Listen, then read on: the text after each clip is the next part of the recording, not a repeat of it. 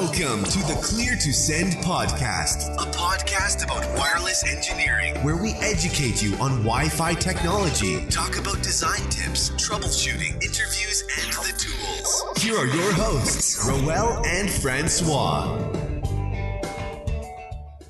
Well, good evening, Stephen. Hi, Rowell. It was good of you to fly down to San Jose to record this with me. Yeah, super special guest coming all the way out here for a one-off Christmas special. Yeah, Christmas recording, just you and me at the Westin Hotel, fancy place. Yeah. But the true story is we were at the Fairmont first. Yeah, the Fairmont. We had a Fairmont fail. We had a Fairmont fail in terms of trying to find a bar. We are downtown San Jose, and the Winter Wonderland Festival is currently going on, so it's a weekend, so everyone's out there, and everyone just happened to say, let's go to the Fairmont. It's pretty nice. Because it's cold out. But I said, hey, let's go down to the Westin. This Westin Hotel is where we had Mobility Field Day 1, actually, so all the delegates stayed here at this hotel. Oh, wow. It's a nice hotel. They have a big lobby, as you can see. So the lobby's really nice. So if you hear background noise, there's a room next door where they're having their company Christmas party, I guess. Where's our invites? And we just had Mexican food, so we're good. And why don't you introduce yourself to the listeners, who you are, where you're from, and you actually didn't fly out here just because of this recording, although I like to think of it that way, but you're here for something else. Yeah. Thanks, Rowell. Thanks for having me here. My name's Stephen Cooper. Currently working for Cisco as a wireless technical solutions architect back in Australia. So it's an Australian New Zealand based role. I've been there for about 4 months now. Really enjoying it. It's been a hell of a ride so far, and definitely very challenging, and it's definitely an awesome leap in my career. And for those of you that know me previously, I was the Ekahau SE for Asia Pacific, working out of Australia as well, but covering all areas of Asia Pacific. And before that, I was working for Dimension Data. Yeah, so you've had quite the experience there. And were you always doing wireless, or at Dimension Data you're probably doing more than just wireless? Dimension Data was pretty much 50-50 wireless and identity services engines designs and deployments, because a lot of the work that we were doing around network segmentation and deployment and security was not only wireless but also wired 802.1x for that network segmentation project. And it's challenging to find people that know wireless, and it's challenging to find people that know network access control and especially identity services engine or Aruba ClearPass. So I think that's important, being with wireless just being that extension of the network, and now everything with how everything ties together. It's hard to not know the wired side of things and not understand, like with 802.1x, you're not, for maybe some really dedicated wireless guys, you're just plugging in that IP address with the shared secret, right? But not many of wireless guys are probably doing that and also setting up something like ICE or Aruba ClearPass. Exactly.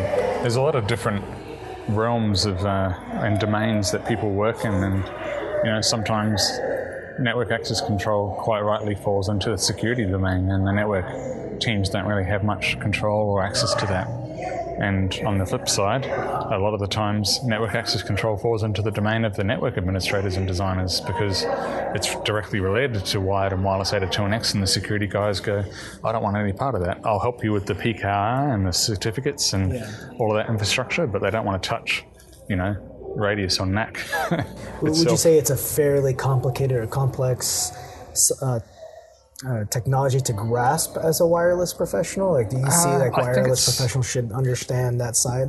Yeah, I think it's definitely an important fundamental, and it certainly underlines everything that the CWSP course covers.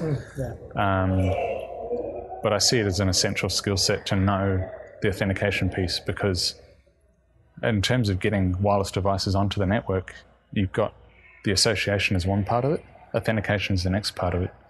And the level of security and how you control that access is really a big part, and how you're designing the wireless network for those different use cases, and then extending that on further into the network, whether it's about provisioning access points on a wired 802.1x network, or whether it's fault finding further down a wired network and you're trying to prove it's not a wireless problem. You got to have that understanding beyond the wireless infrastructure. And I think that's what's so great about the CWNP certifications, right, is you go through this troubleshooting process and someone just says, hey, I have this wireless problem. I can't connect to the wireless network. What does that mean? And so when you're looking at where the failure points are and not knowing how radius is implemented or authentication, that only helps us to be like everyone else and point fingers to go, it's not the wireless, it's that guy that does whatever that is. And I hate doing that, but I mean, it's bound to happen in some environments or many environments. But at least have something that's where if you're troubleshooting and you know where the problem is, you have the actual maybe PCAP, and you go, hey, I want to work with you on this issue. Here's what I see. I'm getting this rejection from your radius server. Like, what is that? Exactly. Even getting to the level of troubleshooting roaming issues, you need to have that understanding, because if you can't understand the packet levels that you described around reassociations and the key exchanges, if you don't have access to the logs from the radius side of things, you're pretty much flying blind. Yeah, you're blind. You're just guessing at this point as to what's going on. Yeah. And I think that's why I like I come from the systems administration side and then the networking side. I feel like I have a bigger grasp under what exactly is happening. If I see a potential or see an issue, and I know I've crossed all those checklists for the wireless side, I can then tackle, or maybe just be able to draw a straight line and go skip all these steps. It's really this, because I see this, I've seen this before. I've worked on Microsoft, the MPS, for example, and having to deal with that. But yeah, as a wireless person, I can see why someone wouldn't want to deal with that kind of technology, because you're probably not doing it every single day, and having to learn how to set it up once is not going to be helpful down the road if that's the last time you're going to touch it. But I still think it's a nice to know. Like you can set up trials of these technologies and just implement it on any access point infrastructure, whether that's cloud-based or controller-based, and being able to draw those lines into, okay, here's how this works, here's how authentication works. And that's important for CWAP when you're doing analysis. Totally. And that's where it ties into that whole learning process around the CWNP program about not only environments that you work on day to day in production for customers or your own environment, but playing with things in the labs, because you can't necessarily cover every use case in your day-to-day troubleshooting. You can't necessarily always troubleshoot how PEEP MS chat works versus EAP-TLS if you're using EAP-TLS every day as your normal authentication method.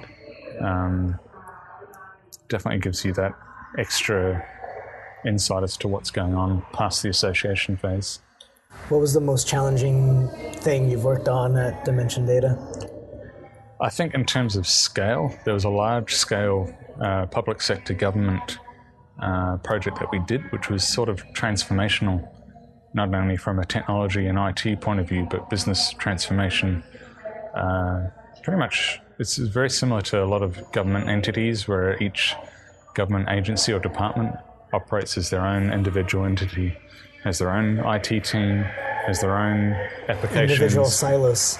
Completely individual silos. So basically the project was founded upon bringing all of these government agencies together into one building and having them all operate from one campus and having seamless connectivity and experience throughout that campus, no matter what floor they're on, no matter whether they were wired or wireless. That's actually beyond a technology transformation. You're affecting teams and processes. Completely. And it was a multifaceted approach, because it was not only changing how they access the network and their systems, but they were going through a whole transformation around how they use print services, centralizing printing and making that more efficient, reducing paper waste, turning to more electronic document management, a lot of security around that.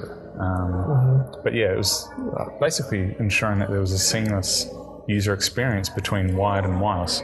No matter where you were in that campus, no matter what medium that you connected on, it was the same experience. You get the same network access, the same access to resources, and then extending that out to other campuses and other office environments. So that's where the whole wired and wireless 802.1x from a network access control piece came into it.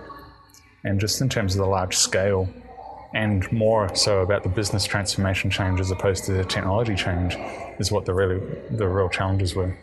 Why do you think people are afraid of implementing 802.1x for their wireless network? Do you think it's certificates or? It's the fear of the unknown, I think. It's just lack of comfort around it, whether it's people haven't spent enough time testing and playing with it. The fear that if something goes wrong, you could completely black hole access to the network.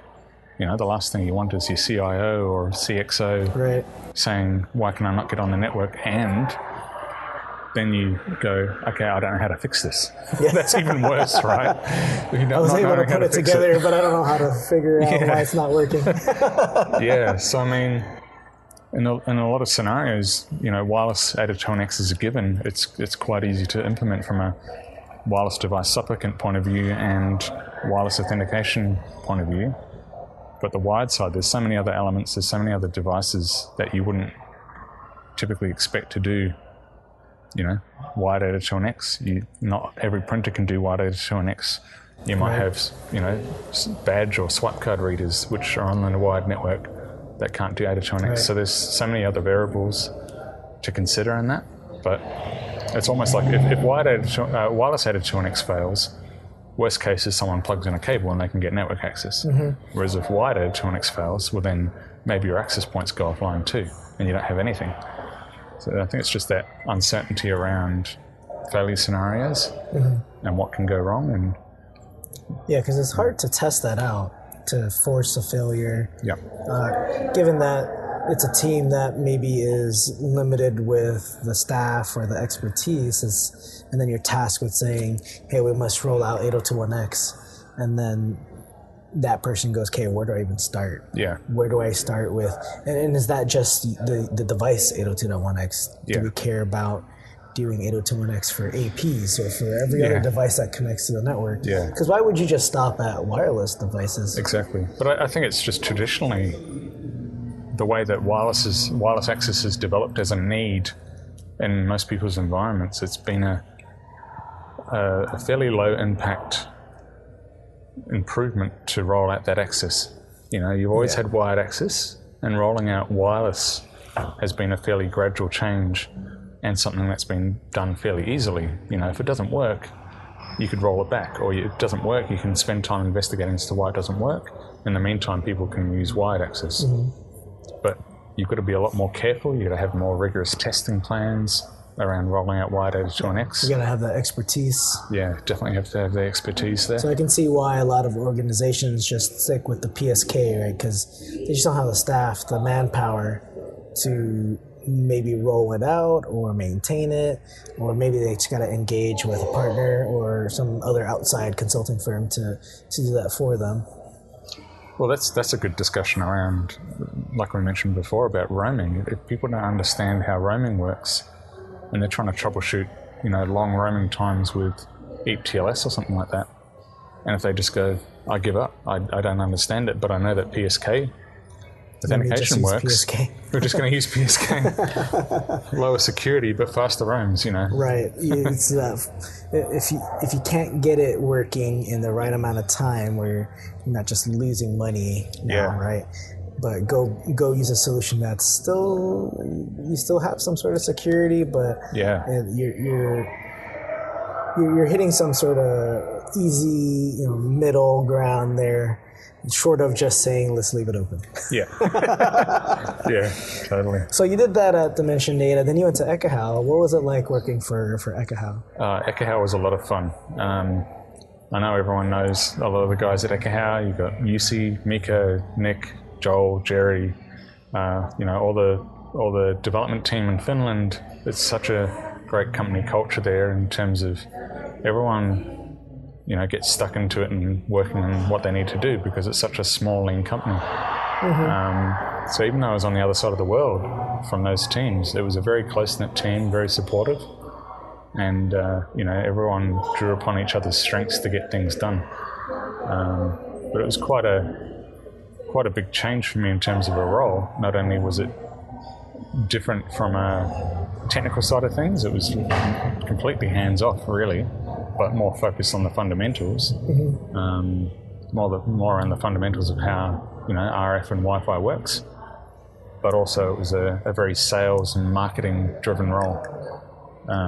So naturally, most people do a lot of sales and customer service in their roles anyway, whether it's to internal stakeholders or whether they're in a service provider role and they're dealing with customers and different stakeholders that way. But in terms of it being a pure sales focused role, working for a vendor, selling a product, that was quite a new challenge for me, and it was a really exciting challenge. I learned a lot. You interfaced a lot with users of Ekahau, right? Yeah. What would you say is the biggest thing that users that you've spoken to, what is the biggest issue they always run into? Is it the fundamentals or is it something else?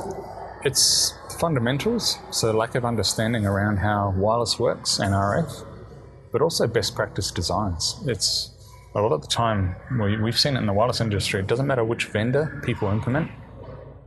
One of the biggest things that people say is, a vendor default is not a vendor recommendation. And so the lack of knowledge around best practices of wireless and RF fundamentals means that people don't understand or don't realize that those vendor defaults are not vendor recommendations. Yeah, because it's easy to put up wireless, it's easy to install access points, and then once you turn it on, there's these default settings and your wireless is working, and so I must not have to tune it, touch it, or do anything with it, right? Yeah, so it's definitely a combination of the two. It's the lack of understanding of RF and Wi-Fi fundamentals, and then translating that into whatever flavor of vendor configuration or best practices for those access points that you're working with. Is it challenging to get people to think about design first versus, hey, before you buy the equipment and install it, you should design your building, your campus, or whatever? I think that's a challenge not only for wireless, but any networking or security technology. It's just, the design's often an afterthought. People leapfrog from requirements to implementation, and sometimes things get completely scaled incorrectly, both on the negative side and the positive side. Sometimes you end up with too many APs, sometimes you end up with not enough APs. Same can be said for switches. So it's a lot of which happens all the time. It does, yeah. You always have more ports than let me just buy an extra switch just in case. Yeah, but it's a lot of the time where people miss the whole translation of requirements into solution discussion. Yeah. Whether that's the fault of a partner, whether it's the fault of a vendor, or again come back into that lack of understanding. People might be able to design properly for coverage requirements. Right. And completely ignore capacity, applications, density. Device types. Device types is the biggest one that I see. Is like no one remembers that you still got these, let's say, old scanners on your wireless network, and they don't support 80 megahertz channel widths, or you got these old printers that are not 802.11n, and so you're disabling lower data rates, but you shouldn't, because that makes them inoperable on your wireless network. So. Yeah. I think the wireless community has been great in terms of sharing that education around wireless client behaviors and working with that. I think without the wireless community, a lot of people would be, left a bit dead in the water, not really knowing what is this mystery that they're trying to work with. I mean, we still continue to see it, and for me, from what I've seen, it's more about understanding the fundamentals in order to make a more efficient wireless network for whatever requirements there are. I always see some of the most craziest settings implemented only because the box said it could do, gigabit wireless. What does that mean? Oh, I should do 80 megahertz channel widths. Yeah. Maybe I need some M-Gig ports and, dual connect this AP, but is that what's really needed in that environment, given the workflow and the density, the types of devices? And I think there's a lot of focus on maybe that aspect, which is here's the AP to select, here's how to configure it. But we don't always talk about what are the devices on the wireless network, because those are the last to be up to date on the latest and greatest, right? I still see a lot of 802.11n devices. Exactly. But it's often the unknown as well. Like if you're working on a service provider side of things, when you're working through a tender or sorry? You'll never know. Yeah, well, you're exactly right. Sometimes you don't know. Sometimes you're going into a project or a proposal, and you can get all of the use case requirements that you want, whether it's voice over Wi-Fi or location services, or they want this level of redundancy. You ask the customer what devices they've got, they look at you blankly and go, Dell laptops? Yeah. They can't tell you the model. They can't tell you what generation they are. They can't tell you what operating system they're running. And sometimes they can pull out a report for you from their ITSM stuff. Yeah, whatever network management system they have. Yeah. But even then, sometimes it's not as detailed. Exactly. It just says Windows OS. It doesn't tell you what the wireless chipset is. Yeah, and I think that's still a challenge with the industry, is getting that tie or communication between AP vendor and client device vendor. Yeah. We'll never see it. I don't think we'll ever see it. But it's more of like a catch-up game, right? If the AP vendors aren't ahead of the device vendors, and the device vendors I think they will drive how that wireless works. Right? Yeah, I'd rather see definitely. that come from the AP vendor, and then us being the professionals, the experts, to tune the environment to those devices. Because I just don't trust that the device vendors have wireless experts working on their drivers and. Well, a lot of them do. A lot of them do. It's around. It's more around the fact that we don't know what they're doing. We don't know what they're programming into their proprietary algorithms that they're using in their software. Yeah, I mean, Apple's provided some details around iOS devices and Mac OS, and I'm sure it's not the whole slice of the story and how their algorithm works, but at least gives you a little bit of an insight into how they make roaming decisions. But you don't get that for every device. It's a lot of information that they provide to you, which is great, and I think that's partly because a lot of people ask for that information, right?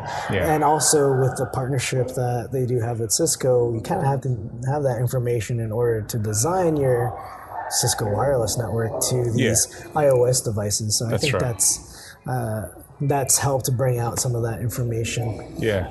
But what is your thought on them not, or any company not doing maybe the Wi-Fi Alliance certifications?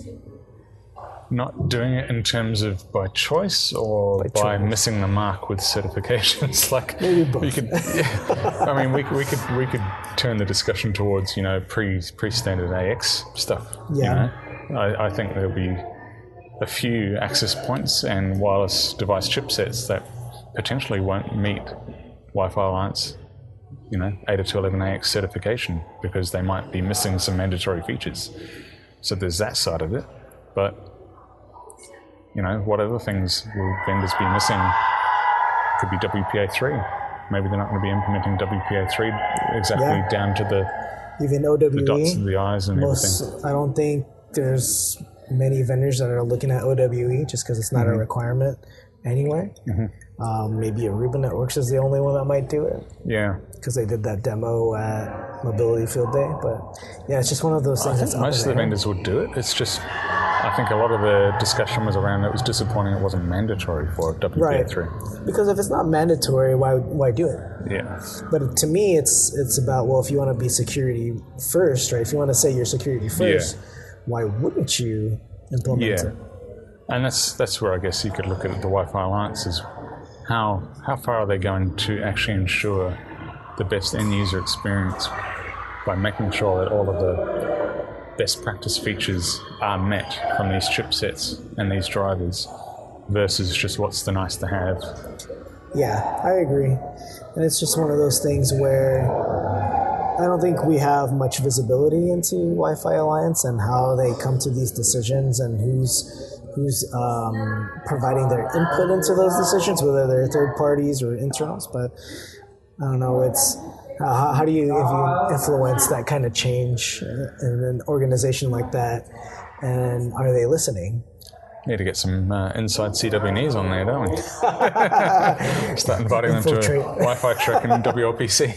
And I think that has been done in the past. Yeah. And you see Wi-Fi Alliance at Wi-Fi Now. Yeah, that's they true. were there. I went to the Wi-Fi Now here in the Bay Area, and they were there, but there wasn't much mention about what we're talking about right now. It's more like, hey, here's the certifications we have out. We're happy that X vendors are supporting this certification, that kind of thing. It's more like a show, but not necessarily here's how we make these decisions, here's how we come to these conclusions, and here's why we don't say OWE is mandatory, and or why we removed it from WPA3, that kind of thing. It just makes me think that maybe there was some vendor there that said that pushed back and said, we're not gonna.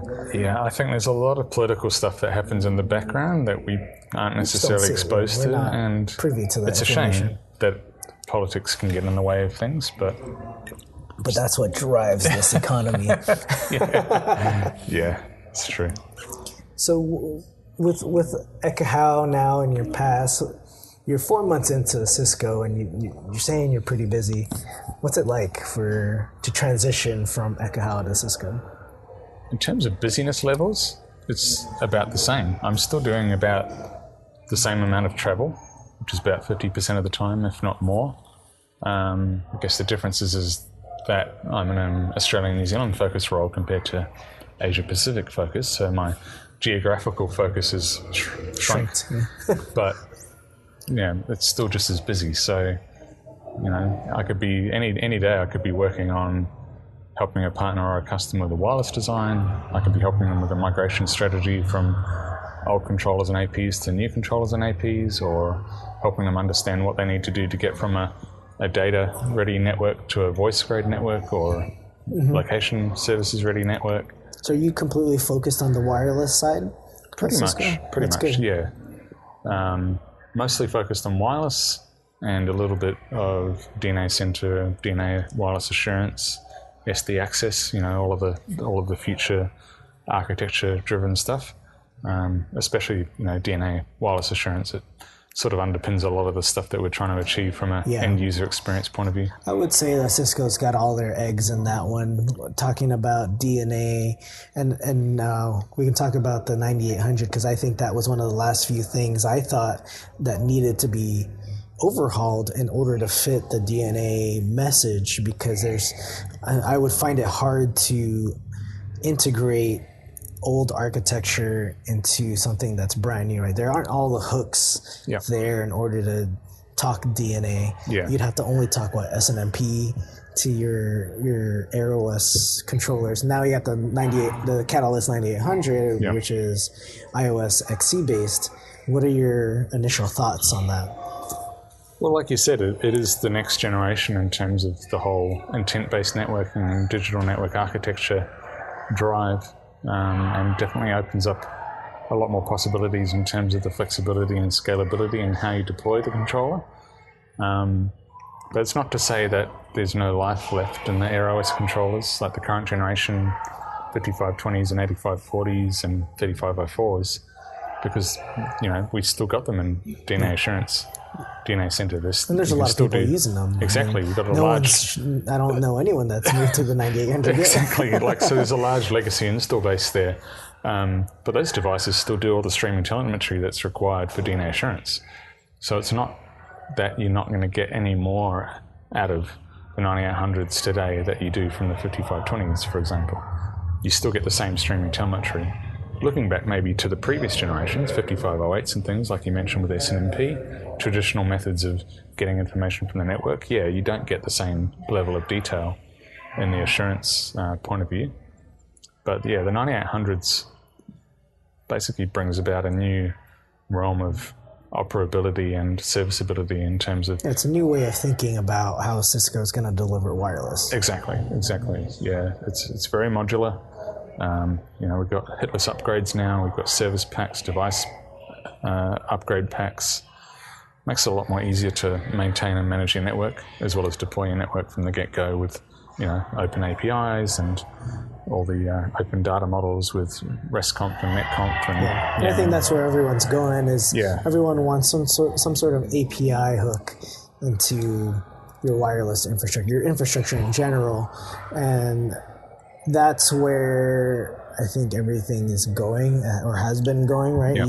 You see these things like DevNet Create, where I go there to see what can I do on the wireless network, and all it's been is, here's what you can do with Meraki. And I'm going, well, not everyone uses Meraki. What can we do with the controllers I have now? Like, what can I do with Wisdom 2s or 5508s? But that's what I mean by that. It needed an overhaul. Cisco needed to overhaul that code. That's right. In order to fit this into the whole new model, the whole new messaging that they're trying to get out there.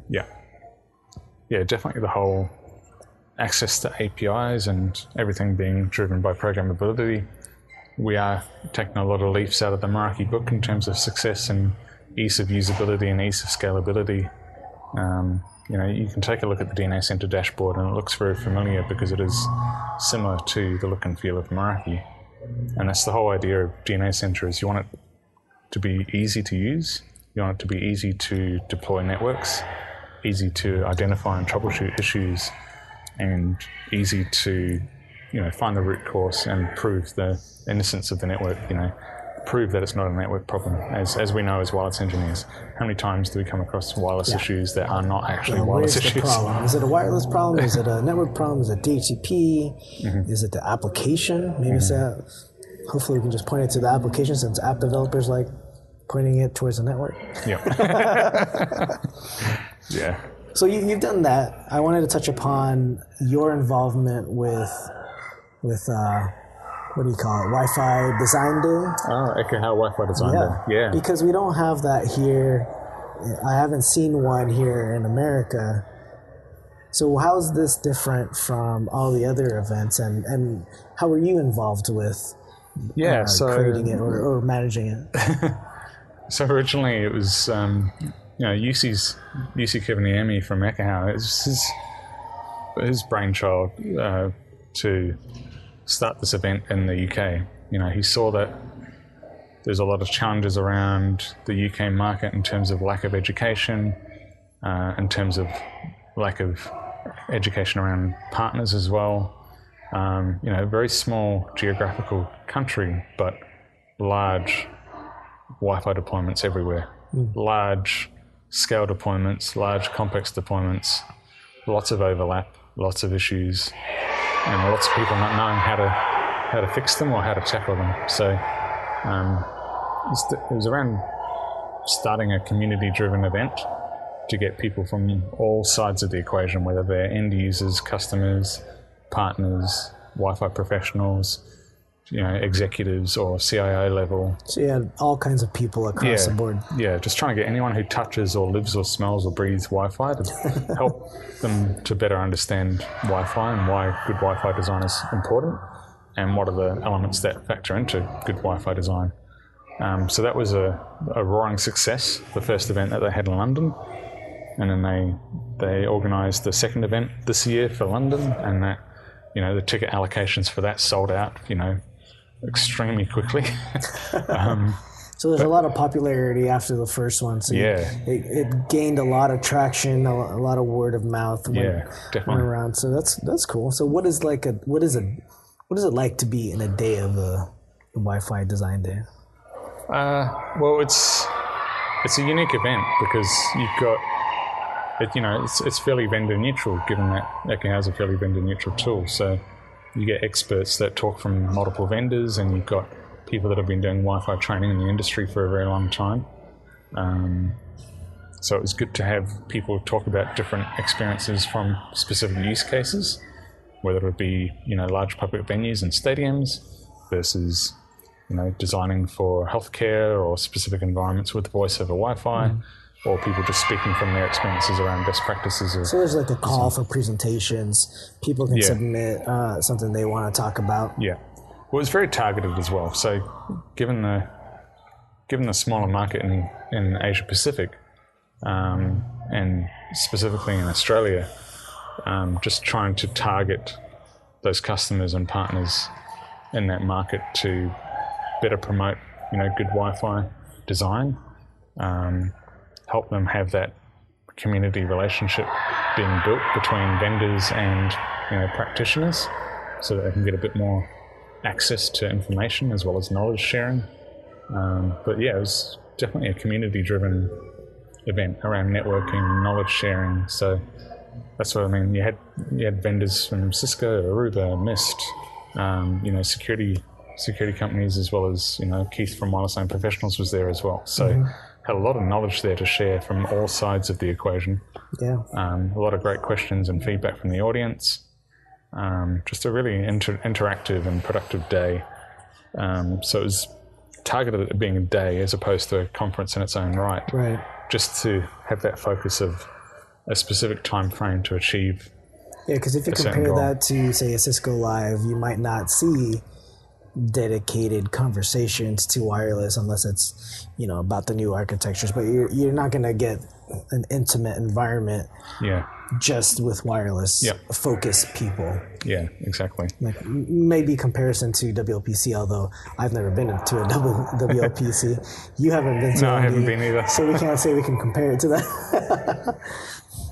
Christmas wish. Sponsor us for a trip to WLPC. It just always happens to land on my son's week off from school, so I can never attend. But, maybe one day Keith will make it 1 week before. That's my wish, my Christmas wish. Yeah. But we definitely saw an appetite in Australia for a community-driven event because, there was people interested in wanting to learn more. There was people that are going down the CWMP program. They were taking classes. You had people like Keith and Devin flying out to do classes quite regularly, whether it was CWMP program or So was there some sort of boot camp prior to? No, it was completely separate. This is just a Wi-Fi day event. Yeah, it was a completely separate event.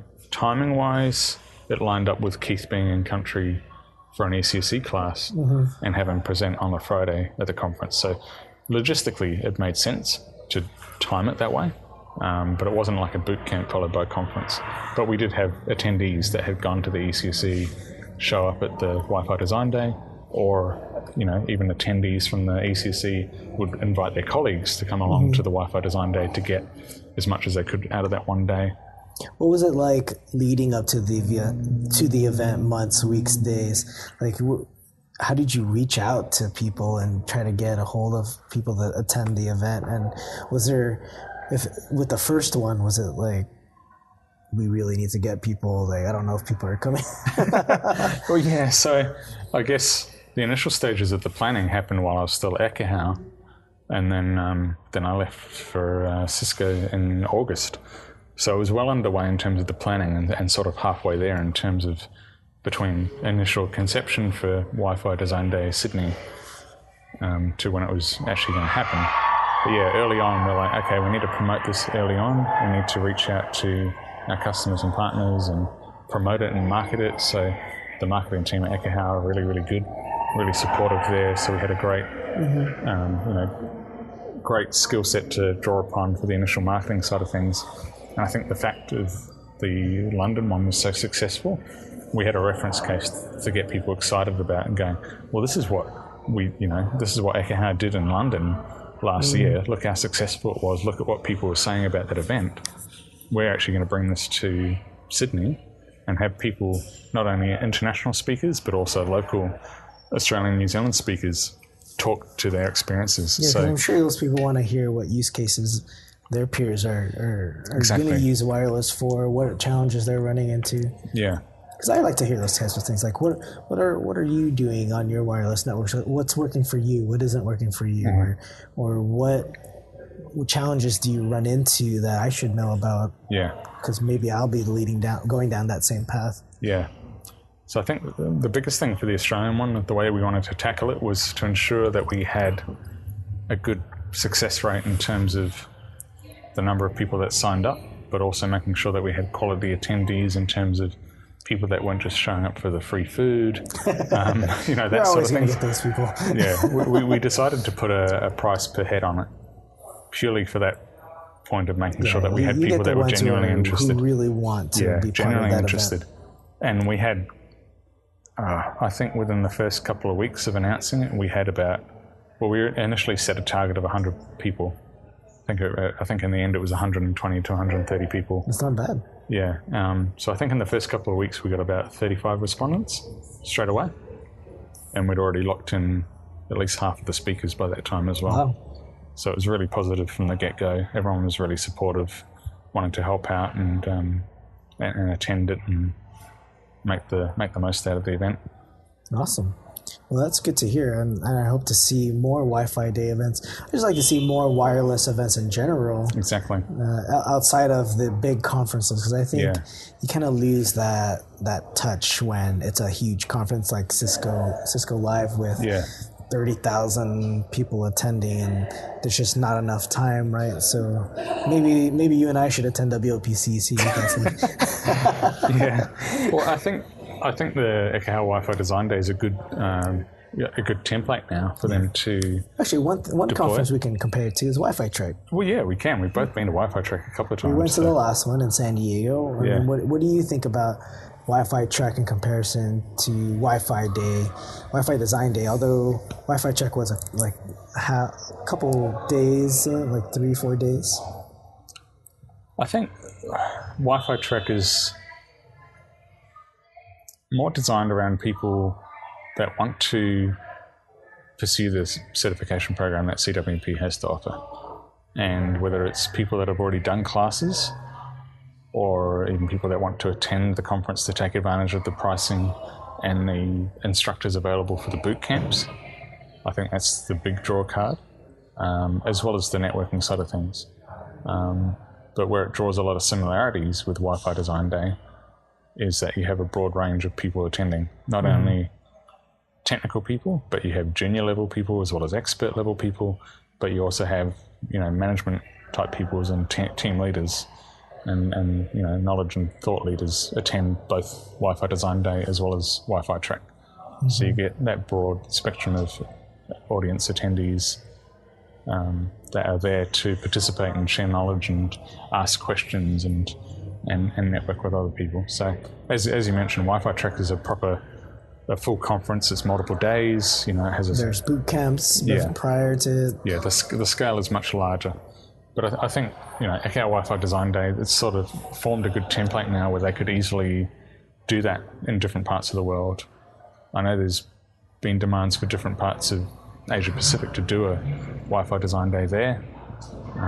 Again, it's that targeted market where potentially some of those areas it's a bit expensive for those practitioners to be able to attend a CWNA class, for example. Yeah. But they could take the time out of their day to attend a Wi-Fi Design Day. Yeah, I can see the benefit of a day to talk about wireless because it's a low cost investment, right?